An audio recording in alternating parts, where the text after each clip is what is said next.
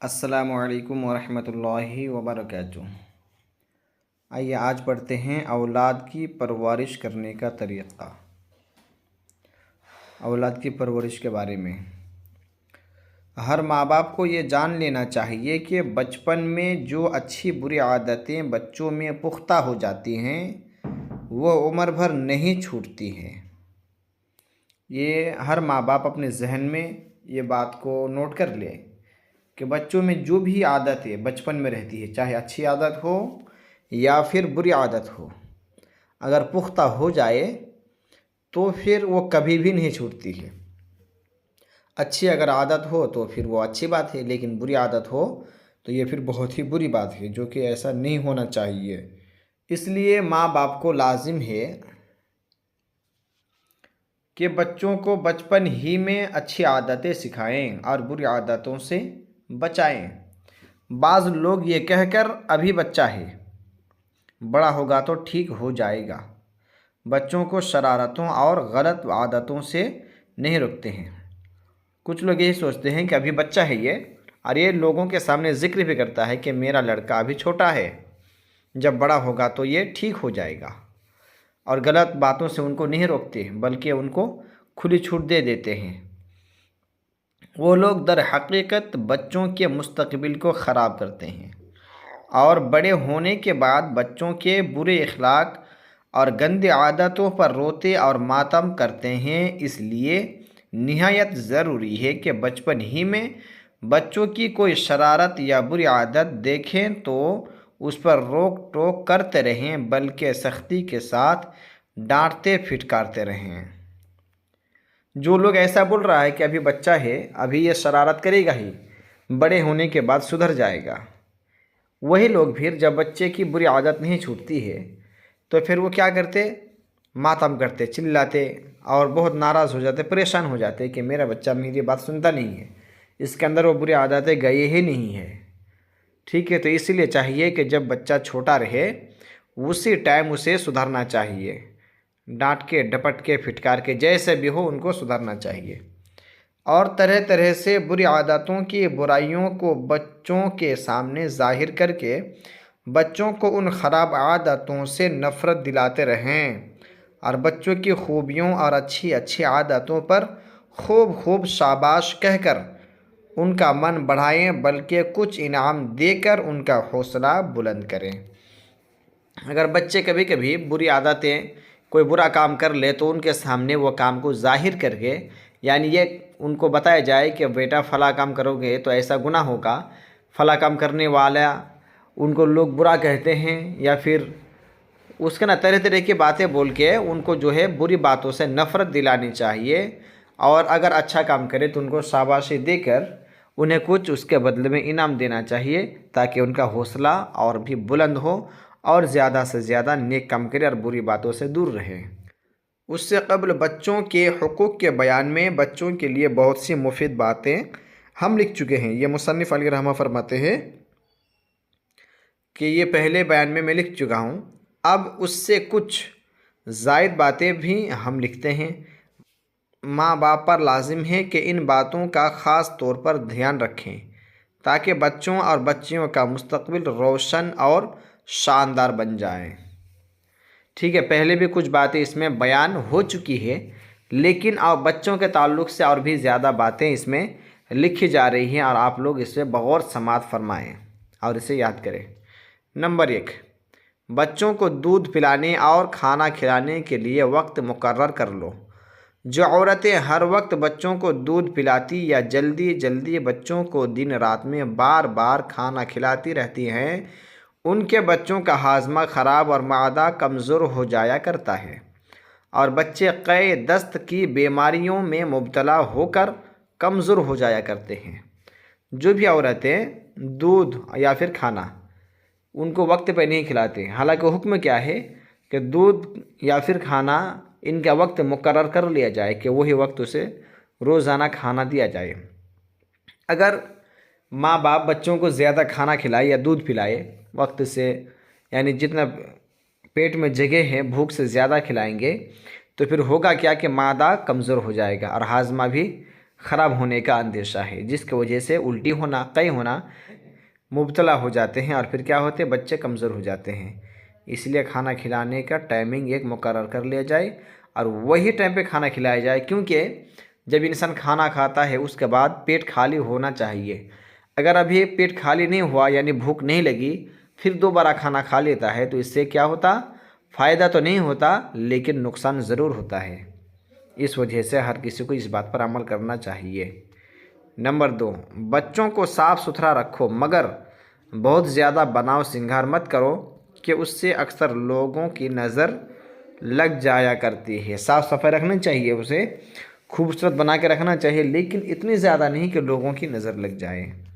Number 3, बच्चों को हरदम गोद में ना लिए रहो, बल्कि जब तक वो बैठने के काबिल ना हो पालने में ज़्यादातर सुलाए रखो, और जब वो बैठने के काबिल हों तो उनको रफ्ता रफ्ता मसनदों और तकियाओं का सहारा देकर बिठाने की कोशिश करो। हरदम गोद में लिए रहने से बच्चे कमज़ोर हो जाया करते हैं और वो गोद में रहने की आदत पड़ जाने से बहुत देर में चलते और बैठते हैं। ठीक है, बच्चे को ज़्यादा गोद में नहीं लेना चाहिए, इसीलिए कि फिर उन्हें बैठने के लिए अगर नहीं देंगे तो कमर की हड्डी कैसे मजबूत होगी। इस वजह से कुछ महीने तक गोद में रखे, उसके बाद फिर, है ना, और जो कुछ महीने गोद में रखने का हुक्म है उसमें भी ज़्यादा से ज़्यादा सुलाना चाहिए ताकि पेट वगैरह ये सब भी अच्छे मजबूत हो या आहिस्ता आहिस्ते हड्डी में ताकत आहिस्ता आहिस्ते आ जाए। फिर उसे तकिया और मसनद के सहारे देकर उनको बैठाए, यानी चारों तरफ से तकिया दे, उसके बाद उनको बैठाने की कोशिश करें। जब वो बैठ जाए तो फिर उनको चलाने की यानी चलने की कोशिश कराई जाए। इस तरह करने से बच्चे जल्दी से जल्दी चल भी सकते हैं और अच्छे ताकतवर भी इंशाल्लाह बनेंगे। नंबर 4, बाज़ औरतें अपने बच्चों को मिठाई कसरत से खिलाई करती हैं, ये सख्त मज़र है। कुछ औरतें अपने बच्चों को मिठाई बहुत ज़्यादा खिलाती हैं, ये क्या है, मज़र है, यानी नुकसान चीज़ है, ज़्यादा नहीं खिलानी चाहिए, क्योंकि मिठाई खाने से दांत खराब और मादा कमज़ोर और बकसरत सफरा बीमारियां और फोड़े फुंसी के रोग बच्चों को लग जाता है। मिठाइयों की जगह ग्लूकोज के बिस्किट बच्चों के लिए अच्छी ग़िज़ा है। ठीक है, मिठाई नहीं देनी चाहिए क्योंकि बच्चे बोल नहीं सकता है, दांत में लगे रहने से दांत जल्द ख़राब हो जाता है और उसके अलावा मादा भी कमज़ोर हो जाता है ज़्यादा मिठाई खाने से, और बीमारियां होती जैसे फोड़े फुंसी वगैरह, जिसमें में जब पूरा खून मीठा हो जाएगा तो फिर इस तरह की बीमारियां होना शुरू हो जाती है। इसलिए ग्लूकोज वगैरह या फिर जो भी चीज़ फ़ायदेमंद है फ्रूट में, जैसे कि अनार हो गया, एप्पल हो गया वगैरह, ये सब चीज़ें बच्चों को खिलाई जाए ताकि सेहतमंद रहे और ताकतवर रहे। नंबर 5, बच्चों के सामने ज़्यादा खाने की बुराई बयान करते रहो और हर वक्त खाते पीते रहने से भी बच्चों को नफ़रत दिलाते रहो। मसलन यूँ कहा करो कि जो ज़्यादा खाता है वो जंगली और बुद्धू होता है और हर वक्त खाते पीते रहना ये बंदरों की आदत है। यानी कुछ बच्चों में आदत रहती है कि उसका मुंह कभी खाली ना जाए, कुछ ना कुछ उसके मुंह में रहे, पेट में रहे, पेट एकदम से खाली ना ही हो पाए। ऐसे बच्चों को इस तरह की बातें बोल के उनको नफ़रत दिलानी चाहिए कि हमेशा खाने का तरीका ये बंदरों का है, इस वजह से हमेशा खाते मत रहो और कुछ बातें बोल के उनको नफ़रत दिलाई जाए। नंबर 6, बच्चों की हर ज़िद पूरी मत करो कि उससे बच्चों का मिजाज बिगड़ जाता है और वो ज़िद्दी हो जाते हैं और ये आदत उम्र भर नहीं छूटती। हर ज़िद पूरी करने से मना कि इसलिए किया गया है कि बड़े होने तक फिर वो क्या है कि वो ज़िंदगी भर में जो भी चीज़ मांगा वो सारी चीज़ें उन्हें मिल गई, तो जब वो जवानी पाएगा या फिर जब उनके कांधे पर जिम्मेदारी पड़ जाएगी, जब वो पैसे की वजह से या कोई दूसरी चीज़ की वजह से जो चीज़ की ख्वाहिश होगी अगर नहीं मिलेगी तो उस टाइम उसे बहुत ही बड़ा सदमा पहुँचेगा। और उसके अलावा अगर हर जिद पूरी करेंगे तो वो फिर बिगड़ जाएगा। जैसे मोबाइल मांगा, अगर मोबाइल दे देंगे तो बच्चे बिगड़ जाएगा। वो बच्चे चाहता है मदरसा नहीं जाऊंगा, अगर मदरसा नहीं भेजेंगे बच्चा बिगड़ जाएगा। स्कूल नहीं जाऊंगा, अगर उसकी ज़िद पूरी करेंगे तो बच्चा बिगड़ जाएगा। इसी वजह से जो बुरी बातों की ज़िद है उसे मार के या डांट के कैसे भी उसे छुड़ाइए। नंबर 7, बच्चों के हाथ से फ़कीरों को खाना और पैसा दिलाया करो। इसी तरह खाने पीने की चीज़ें बच्चों के हाथ से उसके भाई बहनों को या दूसरे बच्चों को दिलाया करो ताकि सखावत की आदत हो जाए और ख़ुद गर्जी और नफ्स परवरी की आदत पैदा ना हो और बच्चा कंजूसी ना हो जाए। क्या हुक्म दिया जा रहा है कि बच्चों के हाथ से फ़कीर को पैसा या खाना उनको दिलाया जाए, और उसके अलावा फ़कीर अगर ना भी आए तो फिर क्या करना है, बच्चों के हाथ से उसके बहन को या भाई को भी पैसा या खाना या कोई भी चीज़ देने की आदत डालनी चाहिए।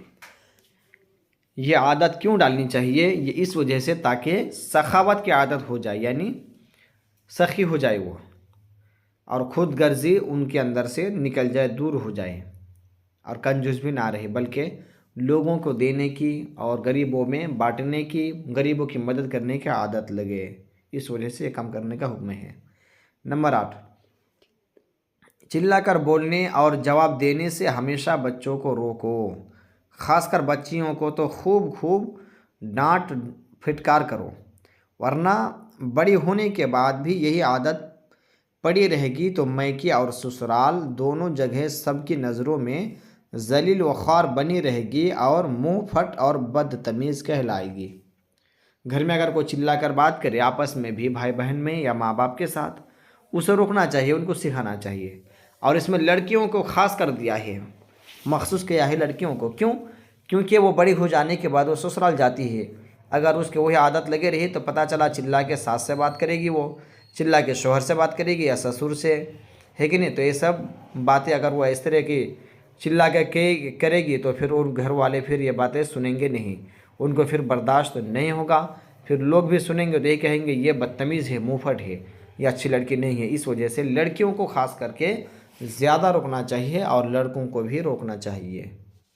नंबर 9, गुस्सा करना और बात बात पर रूठ कर मुँह फुलाना बहुत बुरा है, और बहुत ज़ोर से हंसना, खामख्वाह भाई बहनों से लड़ना झगड़ना, चुगली खाना, गाली बकना, इन हरकतों पर लड़कों और ख़ासकर लड़कियों को बहुत ज़्यादा तंबीह क्या करो। इन बुरी आदतों का पड़ जाना उम्र भर के लिए रुसवाई का सामान है। बात बात पर हंसना या फिर रूठ जाना, बात बात पर मुंह फुलाना, ये लड़कियों में ज़्यादा आदत रहती है। कोई सामान नहीं मिले फट से वो क्या होती है, नाराज़ हो जाती है, मुंह फुलाकर बैठ जाती है। उनको सुधारा जाए, उनको सिखाया जाए, नहीं सीखे तो कभी कभी लगाया जाए खींच कर 2-4, ताकि उनको समझ में आए कि हर बात में हमें मुंह नहीं फुलाना है।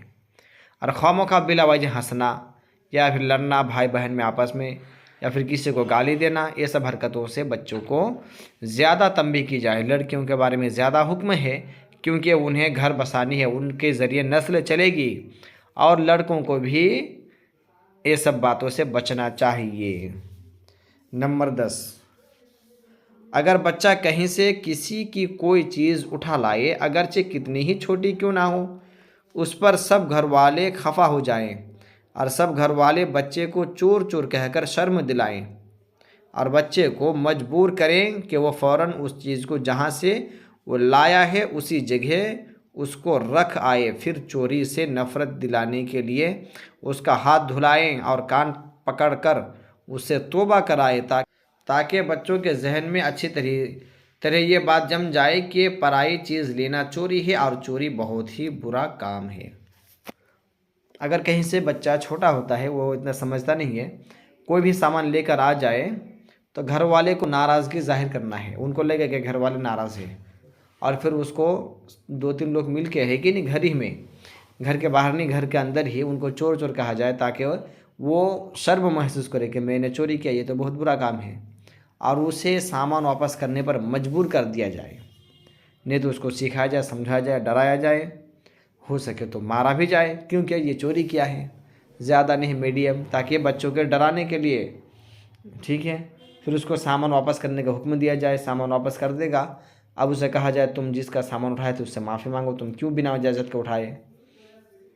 जब माफ़ी मांग ले, घर पे लाके उनको डराने के लिए और फिर ये समझाने के लिए, ये दिखाने के लिए कि चोरी कितना बुरा काम है, इस वजह से उनका हाथ धुलाया जाए, फिर कान पकड़ा कर उठक बैठक कराया जाए, तब उनको समझ में आएगा कि नहीं, ये चोरी बहुत ही बुरा काम है, ये सब कामों से हमें बचना पड़ेगा। इस तरह करेंगे तो इंशाअल्लाह बच्चे फिर उस लाइन पर और दोबारा नहीं जाएगा। तो अल्लाह के बारगाह में दुआ है हम सबको ये सब बातों पर अमल खैर के तौफीक अता फ़रमाए। ये किताब ऐसी किताब है जिसमें दीन दुनिया सारी बातें दी हुई है इस किताब में, कि दुनिया में भी इंसान के क्या फ़ायदे हैं अगर ये सब बातों पर अमल करेंगे तो, और आखिरत में भी क्या फ़ायदे हैं अगर इस किताब के मुताबिक अमल करेंगे तो इंशाअल्लाह दीन और दुनिया दोनों भी संवर जाएगी, लड़ाई भी ख़त्म हो जाएगी और इंशाअल्लाह औलाद भी नेक होगी। ठीक है, अस्सलामु अलैकुम व रहमतुल्लाहि व बरकातुहू।